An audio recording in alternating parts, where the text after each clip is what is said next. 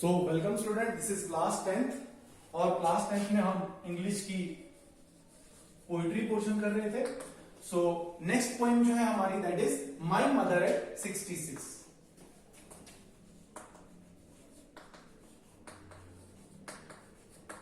My mother at 66. So as far as this particular poem, My Mother at 66 is concerned, that is being written by Kamla Das, that is date of birth, date of death. And I have told you in each and every poem, poetry, prose, novel, short story, drama, whatever you are given, the writer, you have to make a chart about the author. About the author. In which you have to mention the date of birth, family background, basic education, qualifications, important works, and then date of death. You have to make a chart for about the author. ठीक है? और जिसके अंदर आप लिखोगे उसकी author की date of birth, फिर लिखोगे ऑथर का बैकग्राउंड, फैमिली बैकग्राउंड, देन उसकी basic education, then basic education के बाद क्वालिफिकेशंस, देन क्वालिफिकेशन के बाद इंपॉर्टेंट वर्क्स के बाद टाइटल्स, एंड टाइटल्स के बाद finally date of death. You have to make a chart. Now, as far as this particular poem, My Mother at 66 is concerned, this is being written by Kamla Das, and this poem written by Kamla Das, who is famous for capturing complexities of human relationship. So this particular poem, My Mother at 66, it is basically a poem about human relationships. So this is a poem about human relationship. This poem is the finest examples of human bonding, especially mother-daughter bonding. So this particular poem, My Mother at 66, this is about human relationship. And apart from that, this particular poem is especially written on the bond between the mother and the daughter. So this poem, My Mother at 66, this is a poem about mother and daughter bond. ठीक है? It describes the pain and fear of the poet of losing her mother. So any creature, either plants or animals that ever existed on earth, it is the harsh reality that one day we people have to die. So in this particular poem, the poet has the fear of losing her mother. So it describes the pain. Poet को इस चीज का दुख भी है, उसको इस चीज का दर्द भी है कि आखिरकार एक दिन ऐसा आएगा कि उसको अपनी मां को खोना पड़ेगा. And this is the harsh reality. ये एक कड़वा सच है कि एक न एक दिन डेथ होनी ही होनी है. एंड दिस पर्टिकुलर चीज, ये जो पर्टिकुलर चीज है, harsh reality, this harsh reality, and what is that reality?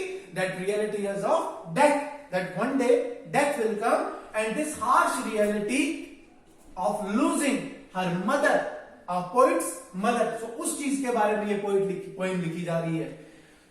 This poem describes poet's mother. अब वो पर्टिकुलर पोएट जो है, वो पोएट अपनी मदर को एक्सप्लेन करती है. She says that her mother is 66 years old. वो बोलती है कि पोइट का मानना है कि उसकी मदर जो है अब बूढ़ी हो चुकी है. She is 66 years old. और अब वो वीक एंड ओल्ड हो चुकी है. वो रिंकल्स पड़ने शुरू हो गए चेहरे पे, हाथों पे झुर्रियां पड़नी शुरू हो गई हैं. बॉडी थिन लीन हो गई है. When the poet returned from her parents' home to airport, her mother was accompanying her. अब उसको एक इंसिडेंट याद आ रहा है कि अपने पेरेंट्स के यहाँ वो आ रही थी एयरपोर्ट से, तो वो उसकी पर्टिकुलर दिन, उस दिन उसकी मदर भी उसके साथ थी. She noticed her mother sleeping, her mouth wide open. तो उसने देखा कि जब वो ट्रैवल कर रहे थे अपनी मदर के साथ, कोई ट्रैवल, उसने पीछे देखा तो उसकी मदर जो थी वो क्या कर रही थी, सोई हुई थी, लेकिन उसका माउथ जो था खुला रह गया था.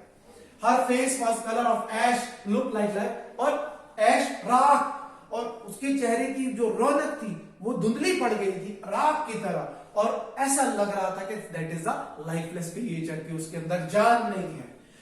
This thought disturb her. अब ये जो सोच पोएट के अंदर आई कि उसकी मदर जो है वो बूढ़ी हो रही है, उसके ऊपर रिंकल्स पड़ गए हैं, वो थिन लीन हो गई है, वीक हो गई है, इससे वो डिस्टर्ब हो गई.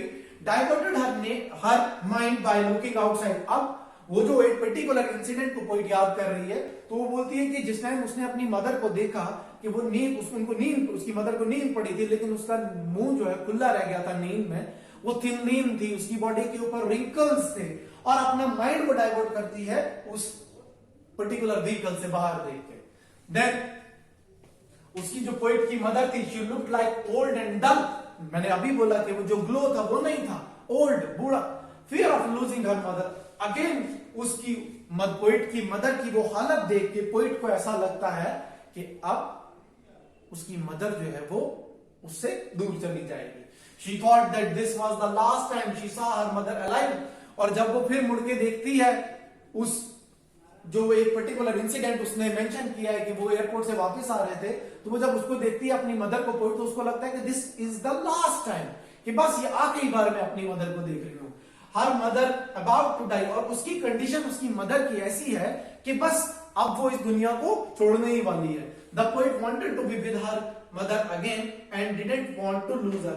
हर इंसान चाहता है कि वो जिए, लंबा जिए, but it is the harsh reality, ये एक कड़वा सच है कि एक न एक दिन हर लिविंग क्रिएचर की डेथ जो है वो होनी ही होनी है।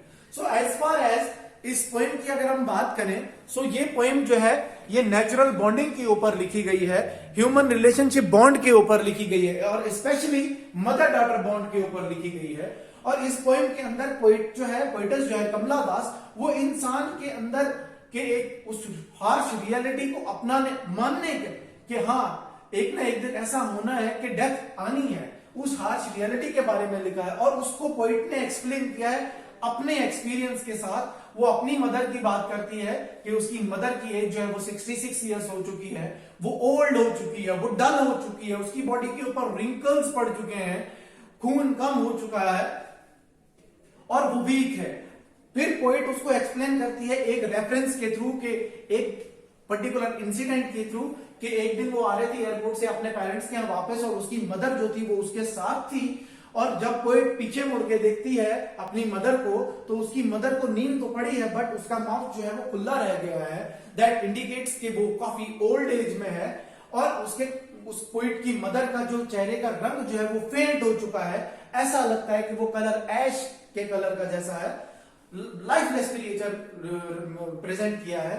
और फिर पोइट जो है वो अपनी अटेंशन डाइवर्ट करती है बाहर देख के, और फिर उसकी मदर का उसको दोबारा से वो याद आता है, और उसको ऐसा लगता है कि बस it is the last time that I am seeing my mother. And finally वो रहना चाहती है, वो चाहती है कि वो अपनी मां के साथ ज्यादा देर तक रहे, वो अपनी मदर को खोना नहीं चाहती है। But as mentioned earlier, it is the harsh reality के एक न एक दिन डेथ आनी ही आनी है। सो अगर हम देखें इस पर्टिकुलर पोएम का सेंट्रल आइडिया, तो थीम जो है वो मदर और डॉटर रिलेशनशिप, ह्यूमन रिलेशनशिप के बारे में पोएम लिखी गई है। मैंने आपको डिटेल्ड एनालिसिस दे दिया पोएम का, अबाउट द ऑथर भी मैंने आपको बोल दिया, चार्ट कैसे बनाना है। Then as far as reference to context की बात है या समरी की बात है, तो आपने पोएम के अंदर हर कोई इंपॉर्टेंट वर्ड्स मीनिंग के थ्रू मेंशन करना है। फॉर एग्जांपल आपने पोएम जो टेक्स्ट है उसको स्टडी करना है, then you have to make a chart, words एक साइड एंड देन मीनिंग एक साइड। ठीक है, उन वर्ड्स मीनिंग से क्या होगा कि आपको समझ आ जाएगा कि किस पैरा के अंदर कौन सा वर्ड यूज हुआ है। एंड वर्ड्स मीनिंग के बाद आप क्या करोगे, उससे आपके टेक्सचुअल क्वेश्चंस भी आसानी से हल हो जाएंगे।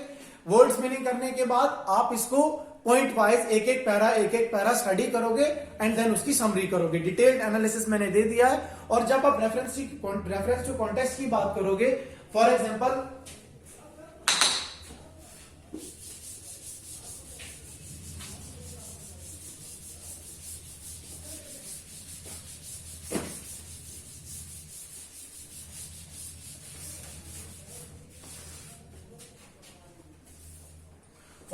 you will be given 4 lines and that from third para of the particular poem. ठीक है, and you have to do reference to context. तो आप क्या करोगे, रेफरेंस के अंदर आप लिखोगे पहले कि these lines, ये जो पर्टिकुलर 4 लाइन है मैंने एग्जांपल बोली आपको, these lines have been taken from the poem, और पोएम को जो भी पोएम होगी पर्टिकुलर पोएम उसको रखोगे इन्वर्टेड कॉमास के अंदर, रिटन बाय पोइट का नाम, देन फुल स्टॉप, और फिर आप इसके सेंट्रल आइडिया थीम को थोड़ा सा मेंशन करोगे कि ये पोएम किस चीज के बारे में लिखी जा रही है, and that is human relationships.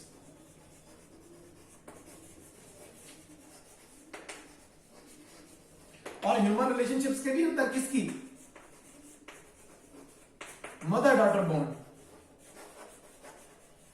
ठीक है। और फिर थोड़ा सा लिखोगे कि मदर को अपनी एक्सप्लेन करके पोएट बोलता है कि कोई भी चीज लॉन्ग लास्टिंग नहीं है और एक हार्श रियलिटी है, और वो हार्श रियलिटी क्या है, दैट इज डेथ, ठीक है। ये आ गया रेफरेंस।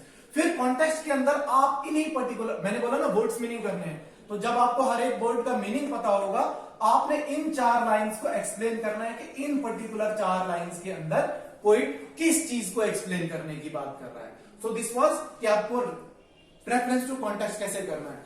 सो टेक्सचुअल क्वेश्चंस आप खुद कर लीजिएगा। This was all about the poem.